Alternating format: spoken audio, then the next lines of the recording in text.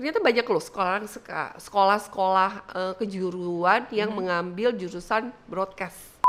Di saat kita terpuruk COVID kok, ini Bogor nih yang radionya cuma sedikit nih kok bisa bikin acara gitu. Yang aktif itu bisa dibilang hanya 4 radio sekarang ini ya.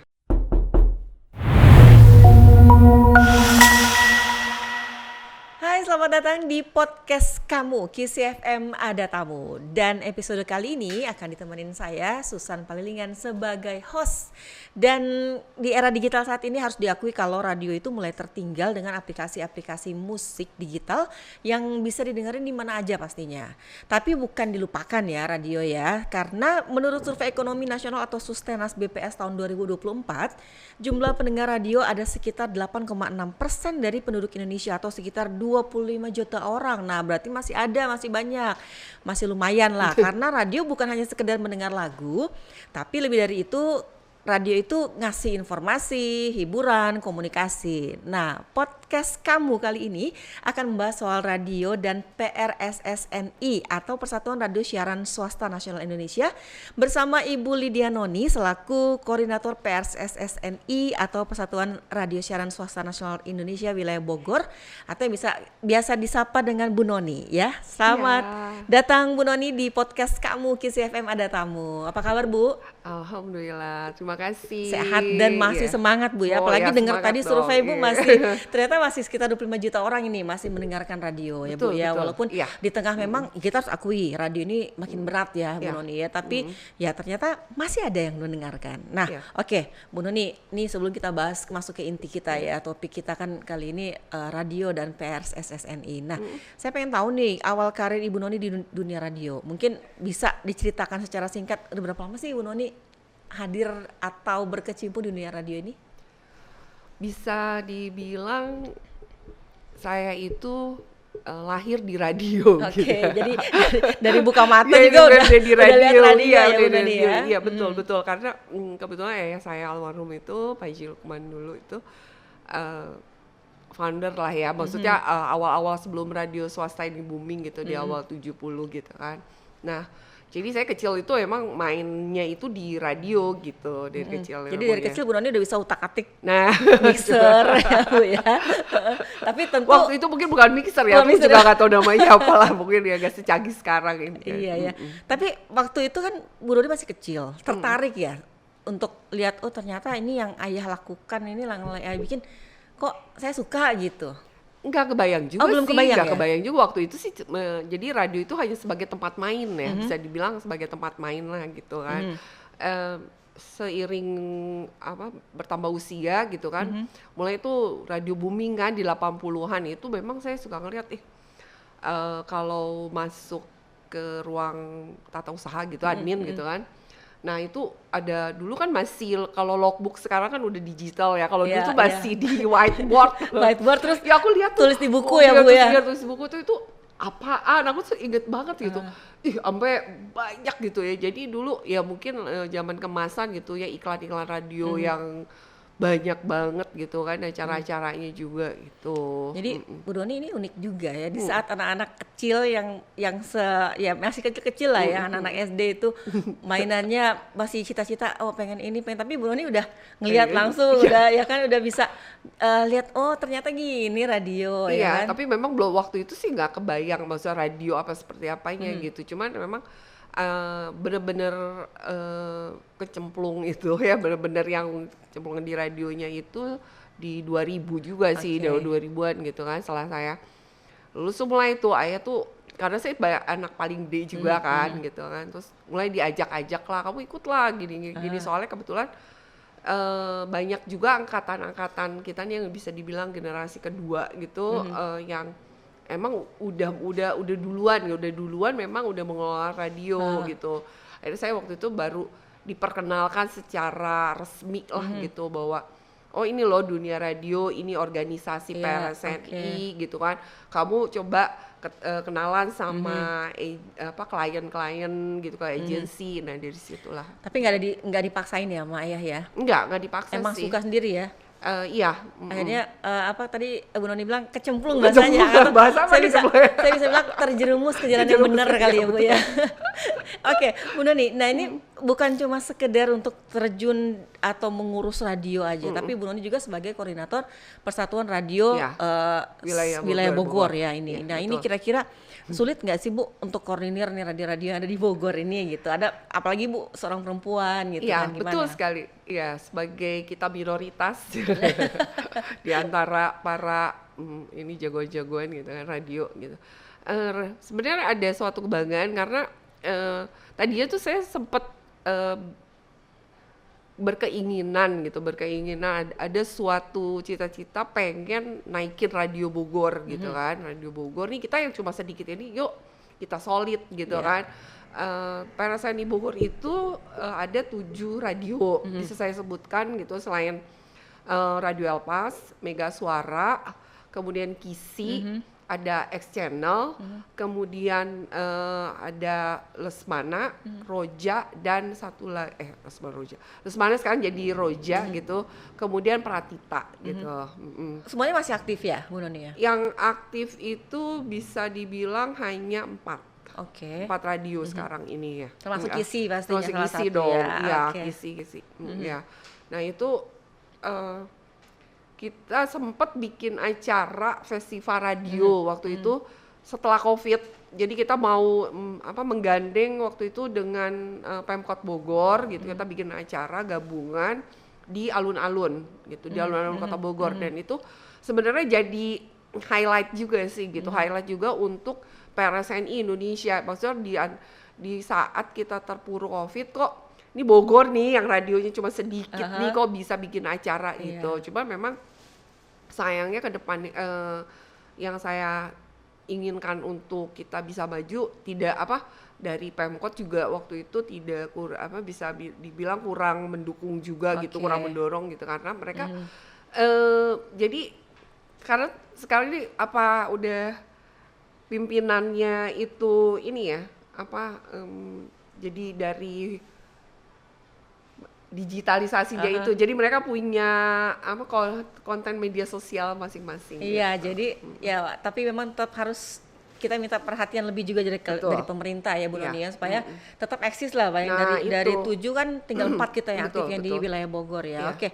Bu Noni ini singkat nih. Kira-kira suka dukanya apa sih jadi orang radio supaya ini kan penonton juga tahu ternyata ada sukanya ada dukanya juga ada di orang radio. Sukanya suka banget ya. Istilahnya radio itu satu dia tidak memandang usia lah ya, gitu. Betul kan?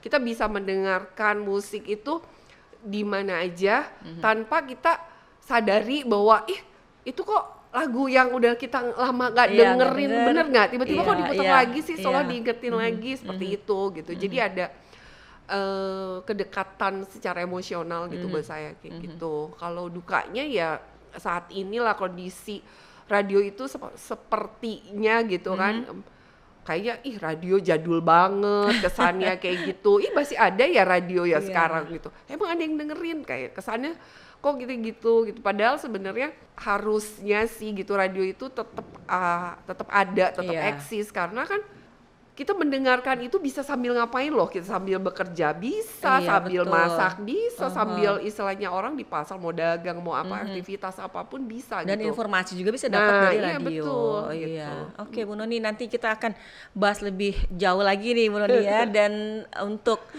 penonton podcast kamu jangan lupa untuk audio ini juga bisa kalian dengerin di on airnya Kisi 93,4 FM Bogor ya. Nanti kalau kamu pengen denger bisa dengerin langsung juga secara on air. Oke, Bu Noni, kita lanjut nih Bu Noni ya. Ini kan sekarang ke pertanyaan inti. Menurut Bu Noni sendiri perkembangan radio saat ini bagaimana? Untuk radio itu sebenarnya sekarang ini kan udah mulai disebutnya konvergensi ya. Kita konvergensi media. Kita juga tidak bisa menutup mata dengan perkembangan secara digitalisasi dengan internet yang meluas seperti itu.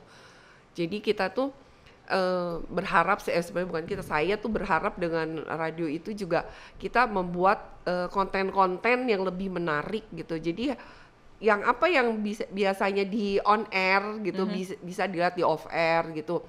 Biasanya cuma dengar penyiar yang ini orangnya kayak gimana ya, kadang-kadang mereka berimajinasi nih kan, pendengar tuh berimajinasi, ih penyiar di KISI ini Kayak orangnya gimana ya gimana ya, orangnya, orangnya kayak gitu, begitu dilihat itu apakah sesuai kayak gitu. Makanya sekarang dengan adanya bisa live di berbagai platform Betul. media itu kan juga itu adalah suatu bahwa kita ini yang emang radio eksis gitu, kita harus lebih eksis daripada mereka yang seolah-olah gitu untuk siaran di medsos seperti itu. Oke, tapi sebenarnya masih relevan nggak untuk didengerin sih radio ini, Bu Noni? Harusnya masih, Harusnya masih ya. tetap masih. Kalau sekarang kan kita tadi Bu Noni bilang kan kita udah masuk di era digital Iya. ya. Ini radio-radio juga sekarang udah bukan cuma sekedar Nah, main di frekuensi, betul, tapi di iya. streaming Nah, pun sekarang kan itu. bisa didengerin.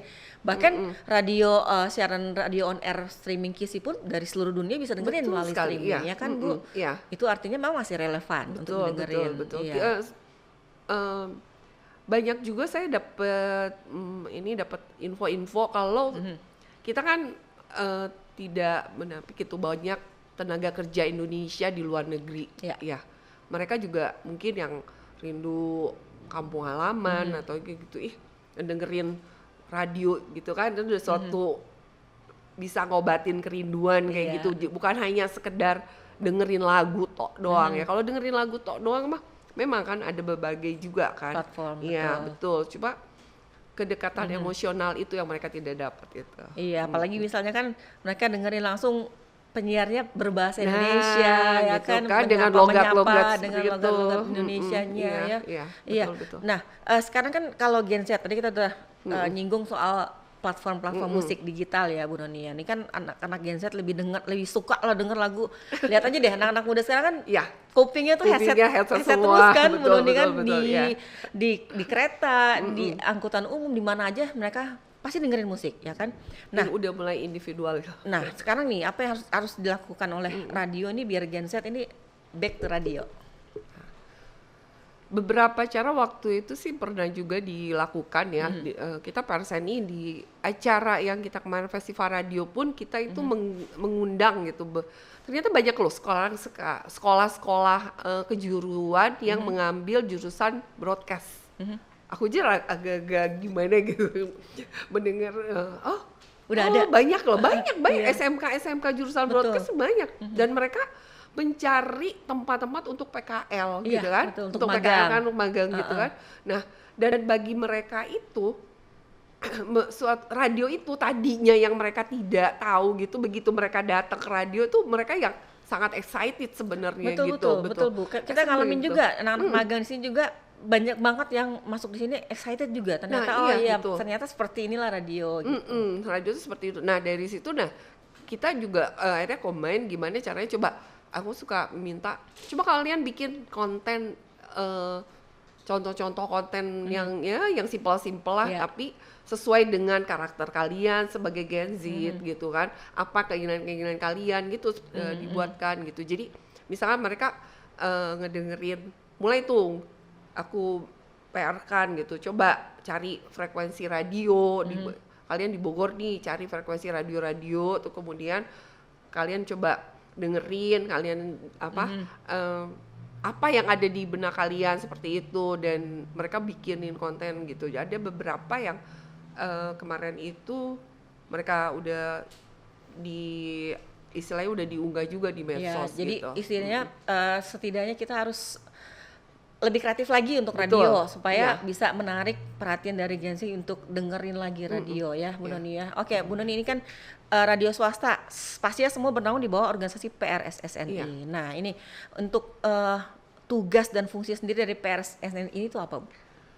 PRSNI itu sebenarnya untuk menjadi jembatan antara radio dengan pemerintahan gitu kan. Jadi untuk kita di awal-awal munculnya PRSNI itu, radio itu berjumlah itu di atas 1000, di atas 1000 radio. Dan terakhir di Munas kemarin, sisa radio itu tinggal 400. Tinggal 400 ya. Berarti tinggal sedikit Nah itu termasuk 7 yang terdata di PRSNI Bogor. Iya, oke. Nah, itu kalau PRSS ini itu organisasi mandiri atau dia bentukan pemerintah atau dia berkoordinasi dengan pemerintah? Dia organisasi mandiri, bukan bentukan pemerintah, tapi kita ingin menjembatani, yaitu jadi kalau misalkan ada anggota kita yang bermasalah gitu, jadi mereka yang bisa, kita tidak kalau kita datang sendiri kan sepertinya kadang-kadang tidak dianggap, tapi kalau lewat organisasi kita berharapnya mereka akan lebih mendengar apa keluhan-keluhan kita. Makanya waktu itu juga sempat Bapak Erick Thohir itu menjadi ketua PRSNI loh. Sebelum jadi ketua PSSI itu beliau tuh sempat jadi ketua PRSNI nasional. Oke. Nah, Bu, sekarang kan ada nggak sih radio yang di Bogor atau radio-radio yang ada sekarang nih nggak gabung di PRSSNI? Ada juga ya? Ada sih. Jadi tapi kebanyakan itu radio dakwah ya, radio dakwah. Tapi ya pengecualian Roja, karena Roja itu kan ex Lesmana, jadi otomatis dia masuk. Tapi dia tidak ikutan secara langsung, tapi dia mensupport. Dia ikut support gitu, seperti itu gitu. Nah, kira-kira apa yang didapetin kalau kita masuk radio itu masuk sebagai anggota PRSSNI? Jadi kita sebenarnya awal kita adanya organisasi itu yaitu sebagai jembatan dan melindungi secara hukum kalau kita ada masalah-masalah legalitas seperti itu. Iya. Oke, nah ini terkait dengan masalah hukum. Kemarin kan rame nih soal royalti musik. Gimana sama radio sendiri, Bu? Radio itu yang saya tahu terakhir update terakhir gitu yang dapat saya infokan bahwa radio itu kita dipending dari mereka. Jadi ya royalti itu belum diputuskan secara hitungan yang gimana gitu, karena istilahnya mereka juga masih abu-abu gitu. Berarti kalau radio ini memutar lagu-lagu dalam dan luar negeri itu apakah ada izin yang dibayar atau gimana, Bu Noni? Karena kan banyak nih lagu-lagu yang lagu dulu ataupun lagu yang terbaru sekarang. Nah, itu gimana kalau untuk radio? Kalau radio kan memang dari awalnya kan emang istilahnya kita bisa siapa yang memutarkan radio. Dulu itu memang udah ada pernah ada perjanjian dengan lembaga untuk ini. Jadi untuk sekarang ini yaitu update dari PRSNI sih kita masih belum kita diputuskan harus besaran radio angkanya berapa karena kemarin itu masih jadi perdebatan seperti itu. Tapi ada yang dibayarkan? Untuk mereka sih waktu itu sempat ada keluar angka, cuma kita menolak karena menurut kita itu tidak masuk akal gitu. Jadi kalau nggak masuk akal malah beratin radionya kan? Iya, karena kan itu juga balik lagi kan sebenarnya si musisinya sendiri aja mereka promosinya kan di radio. Iya. Seperti itu. Gitu. Oke. Jadi memang radio itu bukan cuma sekedar sarana hiburan, informasi betul. Untuk kayak tadi untuk promosi juga ya kan. Jadi